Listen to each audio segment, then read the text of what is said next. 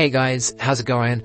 Today I'm going to talk about 5 mistakes that you are making that kill attraction. Okay?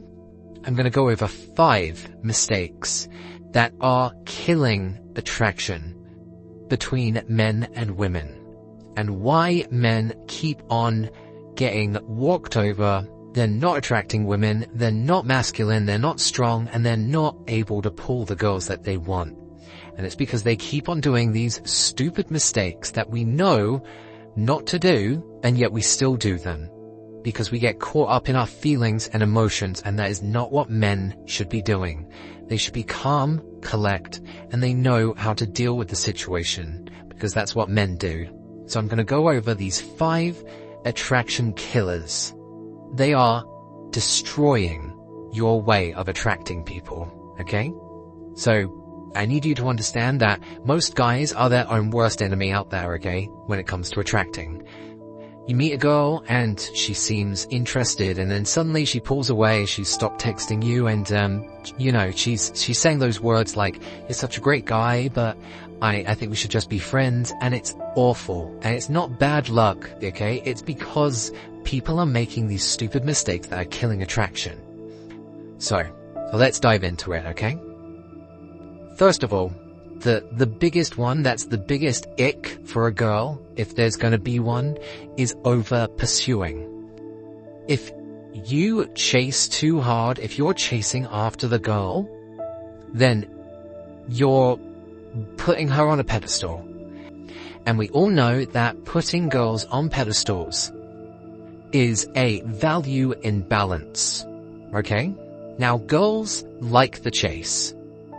But when they say that, because the girls that I spoke to, they do say, "Oh, I like the chase," okay? When they're talking about the chase, they're talking about playing that game at the beginning, okay? They like a little bit of pull push, they like to be chased a little bit, but more importantly, they like chasing.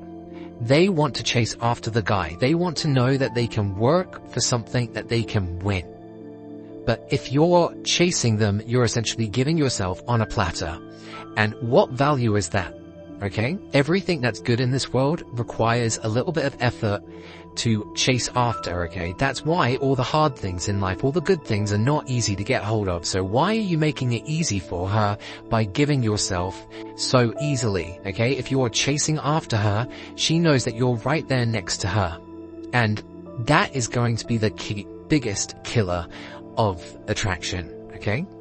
She wants to know, like, where you are, where's this air of mystery, oh, I wonder what he's doing right now. But if you're always there next to her, by her side, it's never going to work, okay? And this works with double texting, just being overly present, trying to call her all the time, trying to be there in her space all the time. You need to create that space so she can chase after you, okay? So over pursuing is the first one. The next one, another big ick, being too nice, okay? Again, being too nice, it's that whole value system of putting them on a pedestal. If you are putting them on a pedestal all the time, and you're just being nice to them, then she's gonna have no value for you, okay? Or she's not going to value you. Now, I know that you're thinking, well, if I'm nice to her, she's gonna see that I'm really worth it, I'm husband material, no guy's gonna treat her like this. You're wrong, okay? Guys will treat her like that. They will put her on a pedestal, they will buy her treats, they will buy her flowers, they will buy her chocolates. Especially in the early days, you need to be holding back, okay? Now, it's not that girls want to be with jerks, but they don't want to be with doormats, okay? So you need to create boundaries. That's the reason why the bad guy effect is so sought after, okay? It's because they create their own boundaries, they create their own world, and they're not putting the girl on a pedestal. Now, there's a couple of other elements to the whole bad guy effect, okay, that really plays with the women's mind, but the main thing is, if you're too nice, and you're always around her, biggest ick, you're never gonna get her, and you're going directly to the friend zone.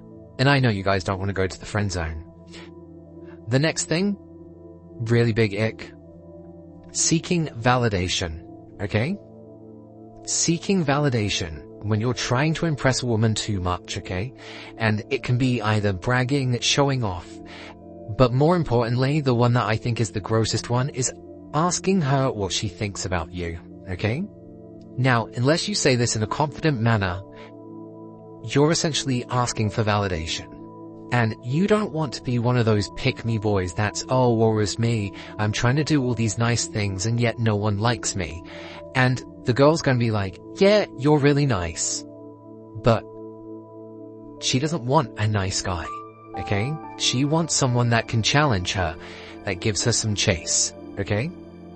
And true attraction comes from being confident in yourself. So if you're constantly asking for validation off of her, it's gonna be pathetic, okay? She wants someone that's strong and confident in themselves, that has that stoic energy about them, okay?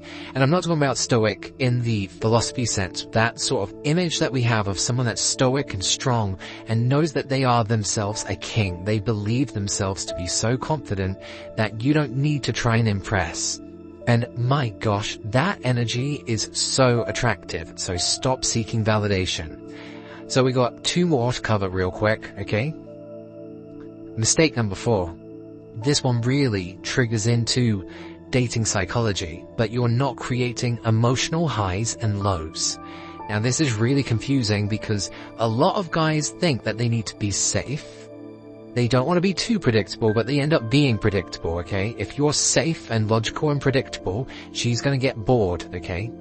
You need to create situations that make her feel really, really happy, okay? And the way to do that, high risk, high reward, you might need to do something that seems crazy or ridiculous, and it's going to make her laugh or experience something that she's never experienced before. Take her on an adventure, okay? Adventures are not everyday things. Adventures are meant to be once-in-a-lifetime moments, so you need to create that once-in-a-lifetime moment that makes her feel spontaneous and childish and crazy. And you can't do that without some high risk. Now the other thing with that, okay, that's the emotional highs. The emotional lows, don't be afraid to upset her, okay? The amount of people, especially girls I've spoken to, that say that they love an argument, they love a heated argument, it creates tension, it creates passion.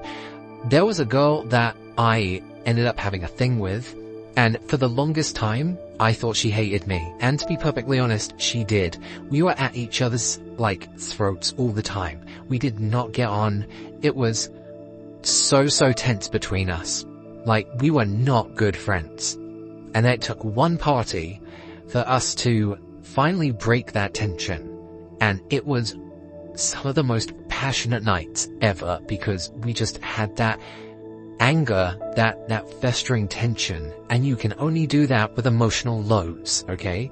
So emotional highs and emotional lows. Don't be afraid to create those negatives. Stand your ground, poke fun at her, make her feel a little bit lower, okay, so that you can bring her back up. But if she's at the same playing field all the time and she feels safe, then she's going to get bored of you, and you should not be boring, okay?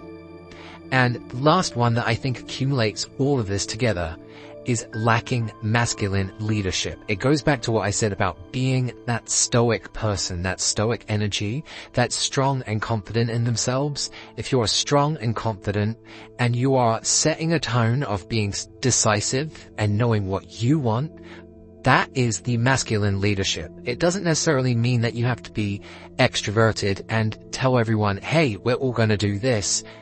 Sure, that is an element of masculine leadership, but if you see the whole group saying, oh, we want to do this, and you're strong enough to go, you guys have fun, I want to go do my own thing, that takes so much balls to go against the sheep, okay? Because to be a leader, you can't be another sheep.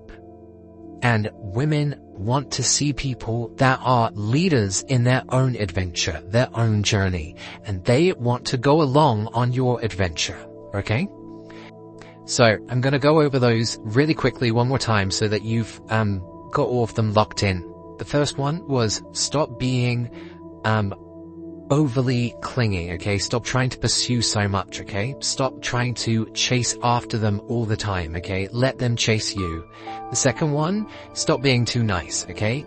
Women don't want doormats, okay? They want people with boundaries. And The next one was stop seeking validation. Be confident in yourself. Be that stoic person that's strong and knows that they're great. You do not need a woman to tell you that you're great. You already know it. You need to start creating emotional highs and lows, okay? If you are boring, they are not going to be emotionally stimulated by you, okay? And don't be afraid to upset them, okay? Those emotional lows will bring up even stronger emotional highs, okay? But you can't go up or down if it's the same level all the time.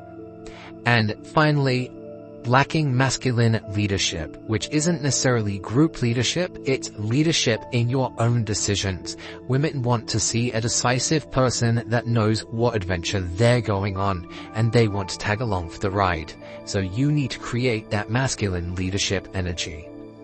Guys, if any of this has clocked in with what you want for your mindset, create the right mindset for moving forward when it comes to attracting women, let me know in the comments below. Send this to someone that you think really needs a little bit of a kick up the butt and needs to hear this kind of information, because I think that we all need to help each other out. And until next time, guys, keep on seducing.